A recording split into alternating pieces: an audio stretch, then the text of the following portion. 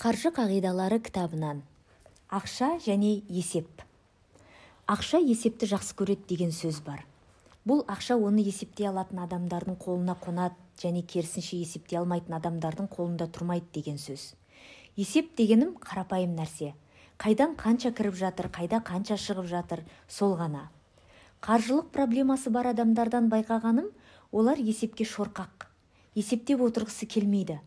Тіпті компаниясының қаржылық есебін қопарып көргісі келмейтін кәсіпкерлер бар. Себебі олар қорқады. Неден қорқады? Ыдыстың түбіндегі тесіктерді көруден қорқады. Иә, сөз жоқ. Олар көп ақша табуы мүмкін. Бірақ әдетте одан да көп жұмсап жатады. Іштей соны сезінгенмен мойындағысы келмейді. Сандар сөйлесін дейді ғой. Сенің қазіргі қаржылық ахуалыңнан сандар ғана нақты хабар бере алады.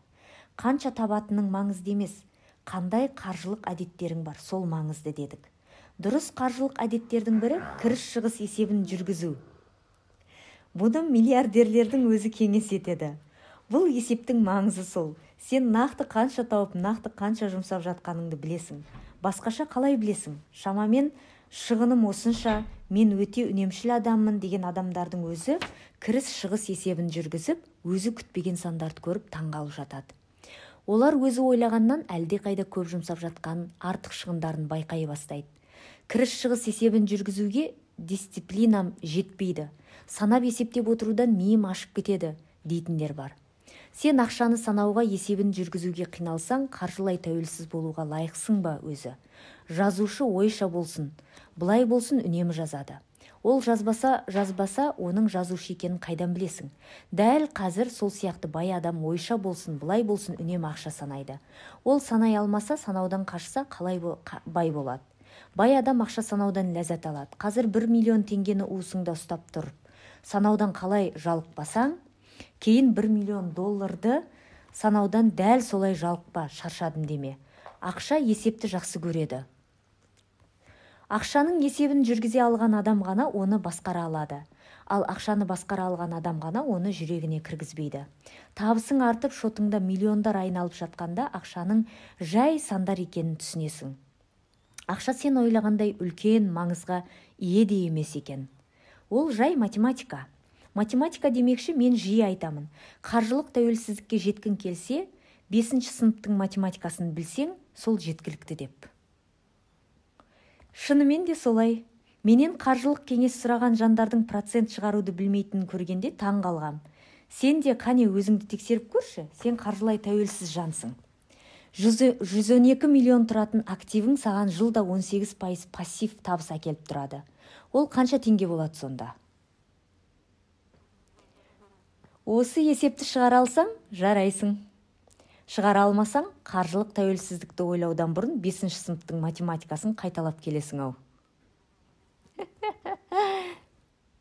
Ақшаның есебін жүргізе алатын адам, біріншіден үлкен қарызға батпайды. Екіншіден өзіне байланысты емес себептермен үлкен қарызға батқан болса да одан шығудың жолын табады. Ол жалпы қаржылық проблемалардан қорқпайды. Себебі ол ақшаның жай сандар ғана екенін әбден түсінген. Есеп шығарғанда шарасы күйге түспейсің ғой, үлкен сандардан қорқпайсың ғой, дәл сол сияқты. Тек асықпай сәл басыңды қатырып ойлансаң, кез келген есепті шығара аласың. Өткенде бір жігіт 10 миллион теңге қарызым бар деп келді. Кел, асықпай ойланайық, есептейік деп сабырға шақырдым. 10 миллион теңге қарызы барлар жақсы түсінеді деп ойлаймын. Төбеңде қара бұлт үйіріліп тұрғандай, ештеңе істей алмай, бір нәрсе істейін десең, қозғала алмай шарасы күйге түсіп, біреу кеп тез-тез қарызымды жауып берсе екен деп, белгісіз бір жақтан көмек күтіп отырасың. Сені қарызыңнан бөлек ештеңе істемей жатқаның қинап тұр ғой негізі. Сол үшін аз болса да бір нәрсе істеуден бастау керек. Сол азды қалай табамыз? Ол үшін есеп керек, ал қарыз есептен қорқатынын білуші ме едің? Сөйтіп ол жігітпен бірге отырып, шұғыл емес деп қарыздарын бөлдік. Табыс көздерін қайдан қанша түсетінін көрдік. Нақты сандар белгілі болғанда қарыздан құтылу жоспарын құрдық. Сөйтсек оған ай сайын 500 мың теңге табу керек екен. Сонда 20 айда, яғни 1 жыл 8 айда мүмкін одан да ерте қарыздарынан толық құтылады. Оның фокусын таудай боп көрініп тұрған 10 миллион теңгеден қолжетімді 500 мың теңгеге бұрдық. бөліп ал да билей бер деген осы.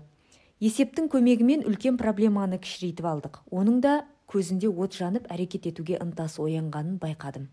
10 миллионмен күрескен оңай ма, 500 мың теңгемен күрескен оңай ма? Ойша.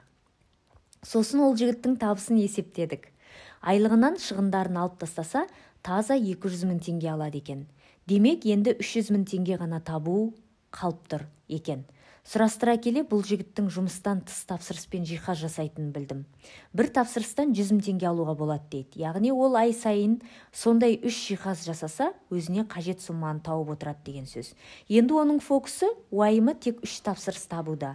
Мен оған айттым, 10 миллион теңгені ойлама, себебі ол сені жансыздандырып әрекет еткізбей қояды. 3 тапсырыс, 3-ақ тапсырыс табуды ойла. Сонда әрекет ете бастайсың. Бұл саған күш береді. Сөйтіп аз-аздан үздіксіз жылжып, сол 10 миллион теңге қарызыңнан құтыласың деп. Ойша болсын, былай болсын, үнемі ақшаңды санап жүр. Қалтаңда әлі болмаса да, миыңда миллиондар жүрсінші. Қайдан қанша келіп жатқанын, оның қаншасы қайда кетіп жатқанын ерінбей есепте. Шығының кірісіңнен артып кетпейтіндей. Кішкентай кірісің, кішкентай шығыныңды, үлкен кірісің, үлкен шығыныңды жабатындай ақшаңды басқара біл. Ақшаның жай сандар екенін, қаржылық проблеманың жай есеп екенін, және кез келген есептің шешімі бар екенін естен шығарма. Ақша есепті жақсы көреді. Ақшаң көп болғанын қаласаң, сен де есепті жақсы көр.